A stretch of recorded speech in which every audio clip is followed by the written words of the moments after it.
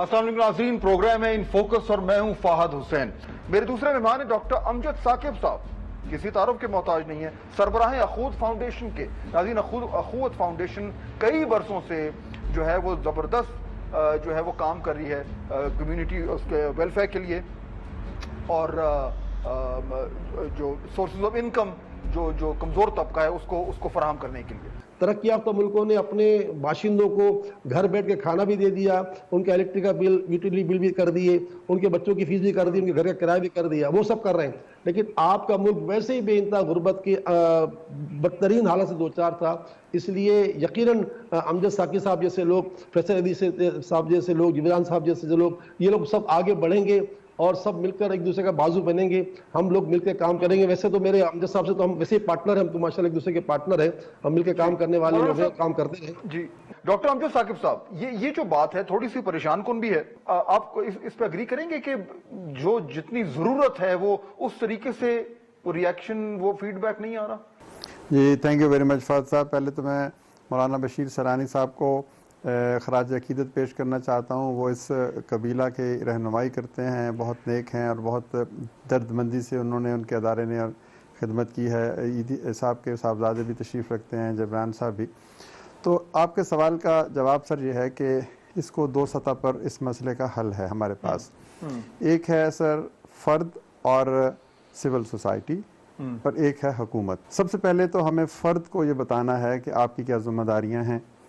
आप अगर अहले खैर हैं, आपके पास दौलत है, आपके पास वसाइल हैं, तो आपको दूसरों का ख्याल कैसे करना है। उस सिलसिले में आपने अपनी तहरीक का आगाज़ किया था एंड टू एंड मूवमेंट से। That means neighbour to neighbour movement, कि अगर हर हमसाया रात को देखे दाएं तरफ बाएं तरफ और फिर ये फैसला करे कि कोई और उसकी हमसायगी में रहने वाला भूखा तो नहीं है, ज़रूरतमंद तो नहीं है। तो आप देखें कि पाकिस्तान में हर शख्स का कोई ना कोई हमसाया तो है। तो वो एक हमें फ़र्द की ज़िम्मेदारी का तयन करने के बाद अगर हम ये काम शुरू कर दें तो बहुत सारे हमारे मसाइल पहले मरहले पे हल हो जाएंगे। उसके बाद हमने दूसरी सतह पर कहा सिविल सोसाइटी का क्या रिस्पांस है, अमीर बस्तियों का क्या रिस्पांस है और महल्ले का क्या रिस्पांस है। तो फ़र्द के बाद हम फिर आते हैं सोसाइटी की सतह पर, कम्युनिटी की सतह पर, महल्ले की सतह पर। वहाँ पर आप इस निज़ाम को इस तरह से मुस्तहकम करें, मस्जिद के ज़रिए से करें, मंदिर के ज़रिए से करें, चर्च के ज़रिए से करें, कोई और इंस्टीट्यूशन ढूंढ लें कि उन 5, 7, 8, 10 गलियों में अगर कोई हमसाया की मदद नहीं कर पा रहा तो बाकी लोग उसकी मदद करें। फिर तीसरे मरहले पर हमने कहा कि जो बड़ी बड़ी अमीर बस्तियाँ हैं वो एक गरीब बस्ती को अडॉप्ट करें और उसके साथ वो मुवाख़ात करें, भाईचारा करें और अपने वसाइल उनके मस्जिदों और उनके महलों के तवस्सुत से वहाँ तक पहुँचाएँ। ये है सर एक फ़र्द और सिविल सोसाइटी का बुनियादी किरदार। फिर इसके बाद इसके ऊपर एक और सिविल सोसाइटी की लेयर आती है जिसको हम नॉन गवर्नमेंट ऑर्गेनाइजेशंस या NGOs कहते हैं, जिसमें ये जितने साहबान आपने दावत दी है वो शामिल हैं। तो इनके पास भी वसाइल आते हैं मुख्तलिफ ज़राए से। फिर इनका काम यह है कि इन्होंने वो गैप्स फिल करने हैं कि अगर किसी जगह पर कोई नहीं पहुँचा, अगर किसी जगह पर सारे ही गरीब हैं तो वहाँ पर ये जाएंगी और ये इमीडिएट रिस्पॉन्स जो है ना, ये देखिए ये आग लगी हुई है तो इस आग को बुझाना, हुकूमत का फायर ब्रिगेड 2 घंटे बाद आता है, हमसाया जो है वो पहले पानी की बाल्टी लेकर पहुंचता है। तो ये इमीडिएट हमारा रिएक्शन और रिस्पांस जो है ना वो फ़र्द से, महल्ले से, community to community, locality to locality और ये बड़ी NGOs के तवस्सुत से होगा ताकि कोई शख्स भूखा ना मर सके, खुदा न खास्ता भूखा से जान ना उसको देनी पड़े और वो ये ना कहे कि मैं रात को ज़रूरतमंद था तो किसी ने मेरा हाथ नहीं थामा। ये तो है। फिर लॉन्ग टर्म फिर ज़िम्मेदारियाँ भी आती हैं हमारे जैसे अदारों पर। अच्छा, अब दूसरी तरफ मैं हुकूमत का भी बात करना चाहूँगा कि हुकूमत हर घर पे पहुँच के खाना डिलीवर नहीं कर सकती। इसमें बहुत सारे इश्यूज़ हैं, एडमिनिस्ट्रेटिव इश्यूज़ हैं, इसमें ट्रांसपेरेंसी के इश्यूज़ हैं, इसमें लॉन्ग टर्म अकाउंटेबिलिटी के इश्यूज़ हैं और ना ही हुकूमत का ये काम है कि वो हर घर पे दस्तक दे के जाके कहे जी ये लो राशन मैं तुम्हारे लिए ले आया हूँ। गवर्नमेंट के लिए हम एक तजवीज़ ये करते हैं कि अब जैसे अभी आपने फरमाया कि 8-10 करोड़ लोग जो हैं उनको ज़रूरत है, वो सीवियरली हिट हुए हैं। अच्छा, वो 8 करोड़ अगर हम मान लें कि 8 करोड़ है तो ये तकरीबन 1.25 लाख घराने बनते हैं, 1.25 करोड़ घराने बनते हैं कि हर घर में 6-7 अफराद होते हैं। अब हमें इन 1.25 करोड़ या 1 करोड़ 20 लाख घरानों तक पहुँचना है। इसका कोई मुश्किल हल नहीं है अगर हम थोड़ा सा हौसले से, तदब्बर से देखें। इनमें से 70 लाख घराने तो ऐसे हैं जिनको बेनज़ीर इनकम सपोर्ट प्रोग्राम के तहत ये रजिस्टर्ड हैं, गवर्नमेंट के पास डाटा मौजूद है और इनको हम 2 مہینے کا یا 3 مہینے کا 10, 12, 15 ہزار روپے ان تک ہم ٹرانسفر کر دیں تو کسی کو اعتراض نہیں ہوگا اور ان لوگوں تک پیسے پہنچ جائیں گے اور ان کو 2-3 مہینے کی اس اذیت سے نجات مل جائے گی. اچھا, اب اس کے اوپر جو 40-50 لاکھ اور گھرانے ہیں جو بلو کالر لوگ ہیں, سفید پوش ہیں, کو کاروبار کرتے ہیں, 30-40 ہزار روپیہ مہینہ کماتے ہیں, لیکن ان کے پاس اب وہ دکان بند ہو گئی, اب وہ موٹر سائیکل کی ورک شاپ بند ہو گئی, تو وہ ابھی اسی مشکل کا شکار ہیں کہ ان کے پاس کیش نہیں ہے, وہ کیسے کام اپنا 1 مہینہ یا 2 مہینے گزاریں. ان کے لیے ہم نے دنیا بھر کا ایک مستعمل طریقہ ہے جو اخوت, براہ راست اخوت کا کام بھی یہی ہے کہ ہم لوگوں کو چھوٹا قرضہ دیتے ہیں کہ وہ کاروباری بن جائیں اور کاروبار شروع کریں اور یوں غربت سے وہ نکلیں. ہم نے پچھلے کوئی 20 سالوں میں 30 لاکھ گھرانوں کو 110 ارب روپے کی رقم بطور قرض حسن دی, بغیر سود کے دی, اور پھر واپسی کی شرح ہماری تقریباً 100% ہے. تو ہم یہ کہہ رہے ہیں کہ یہ جو 50 لاکھ لوگ ہیں جو بے نظیر انکم سپورٹ پروگرام کے اوپر ہیں, ان کو آپ کنزمپشن, ایمرجنسی کنزمپشن لون دیں 20,000 روپے کا, اور وہ بغیر سود کے ہو.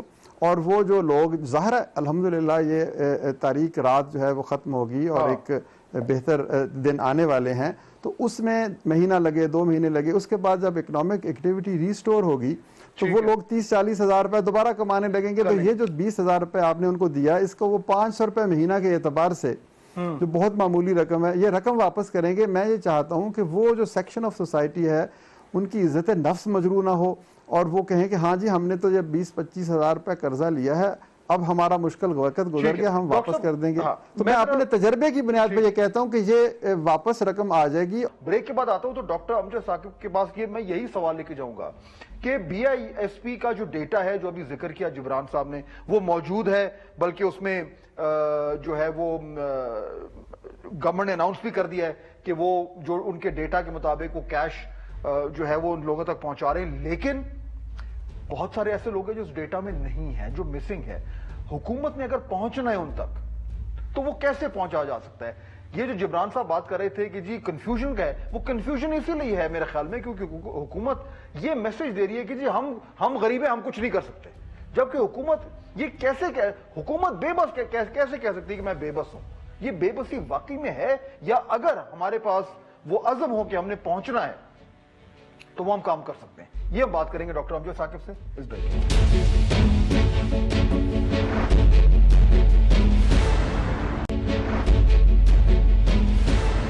بریک کے بعد. خوش آمدید. گفتگو ہو رہی تھی کہ حکومت کے پاس کیا آپشن ہے, وہ کیا کریں. ڈاکٹر ثانیہ نشتر بے نظیر انکم سپورٹ پروگرام کی جو ہے وہ انچارج ہیں, احساس بھی اسے کہا جاتا ہے, اور ان کی ذمہ داری ہے کہ وہ ان تمام لوگوں تک پہنچیں جن کو ضرورت ہے. آج انہوں نے اس حوالے سے کیا کہا ذرا پہلے سنیے, پھر اس کے مطابق ہم گفتگو آگے بڑھاتے ہیں. ایک بہت ہی بڑا پروگرام ہے, اور یہ جو 12,000 روپے دیے جا رہے ہیں یہ ون ٹائم اسسٹنس ہے, ایک دفعہ دی جائے گی. ڈاکٹر امجد ثاقب, حکومت پھر کیوں جو یہ بار بار ایک میسج دے رہی ہے کہ ہم بے بس ہیں, ہم نہیں کر سکتے, ہم تمام لوگوں تک نہیں پہنچ سکتے, یا آپ کورونا سے بچ جائیں یا آپ جو ہے وہ ذرائع آمدن لے لیں, واقعی میں حکومتیں بے بس ہو جاتی ہیں؟ مجھے نہیں, میں ایسی بات کہتا ہوں کہ ہو سکتا ہے یہ کمیونیکیشن اسٹریٹجی کے جو گیپس ہوں کہ اپنی بات کا بہتر طریقے سے اظہار نہ کیا گیا ہو, لیکن بات یہ ہے ڈیٹا کی. ڈیٹا کے بارے میں سر میں بڑی واضح طور پہ کہتا ہوں کہ 70 جو ہے نا لاکھ خاندانوں کا ڈیٹا تو بسپ کے پاس موجود ہے. اس کے اوپر جو میں نے کہا کہ 50 لاکھ جس کے بارے میں جبران صاحب کا خیال ہے کہ ڈیٹا نہیں ہے, تو وہ ڈیٹا بھی موجود ہے. پاکستان میں تقریباً 100 کے قریب مائکرو فنانس ادارے ہیں جو SCCP کے ساتھ رجسٹرڈ ہیں, اور ان کے پاس یہ 40-50 لوگوں کا جو نچلی سطح پہ رہتے ہیں یا نچلا کاروبار کرتے ہیں ان کا ڈیٹا موجود ہے. ہمارے پاس 30 لاکھ گھرانوں کا ڈیٹا موجود ہے. تو یہ مائکرو فنانس انسٹیٹیوشنز اور مائکرو فنانس بینکس جو اسٹیٹ بینک اور SCCP کے ساتھ کام کرتے ہیں, ان کے پاس سے ڈیٹا بہت آسانی سے مل سکتا ہے. وہ 70 لاکھ وہ ہو گئے, 50 لاکھ یہ ہو گئے, 1 لاکھ 1 کروڑ 20 لاکھ. اب اس میں حکومت نے تو, اب میں نے تو پہلی دفعہ سنا کہ یہ ڈاکٹر ثانیہ فرما رہی ہے کہ یہ 13 ملین کو دیں گی, تو اس کا مطلب یہ ہے کہ ہم 13 سے بڑھ کر اگر وہ 5 بھی اس میں شامل کر لیں تو یہ 1 کروڑ 70 لاکھ کے لگ بھگ گھرانوں کا ڈیٹا تو موجود ہے. اس ڈیٹا کے اچھا ہاں یہ بات جبران صاحب کی بالکل درست ہے کہ بہت سے لوگ 10-15 لاکھ بھی ہو سکتے ہیں وہ فیملیز جو جن کے پاس شناختی کارڈ نہیں ہیں یا جو بہت ہی ریموٹسٹ ایریاز میں رہتے ہیں، فشرمین ہیں یا باقی چیزیں ہیں، ان کا ہو سکتا ہے کہ وہ مسنگ ہوں. تو ان مسنگ افراد تک پہنچنا پھر یہ ہمارے جیسے اداروں کا، این جی اوز کا کام ہے، سول سوسائٹی کا کام ہے کہ ہم ان کو ڈھونڈیں. اور ہم چونکہ ہمارے پیسوں میں یا کوئی شخص کسی کو پیسے دیتا ہے تو وہ اس کو اکاؤنٹیبلٹی کا خدشہ نہیں ہوتا، اس کو پتہ ہے کہ میرا ضمیر مطمئن ہے، میں نے صحیح جگہ دے دیا. تو حکومت کے لیے یہ اکاؤنٹیبلٹی کے ایشوز بھی ہیں. تو حکومت کو ان رجسٹرڈ لوگوں کے پاس جن کے پاس آئی ڈی کارڈز ہیں، جو بسپ میں اور مائکرو فنانس کے اداروں کے پاس ہیں، وہ 10 12 13 14 15 جتنے بھی ملین بنتے ہیں، وہ حکومت ان کے پاس جا سکتی ہے.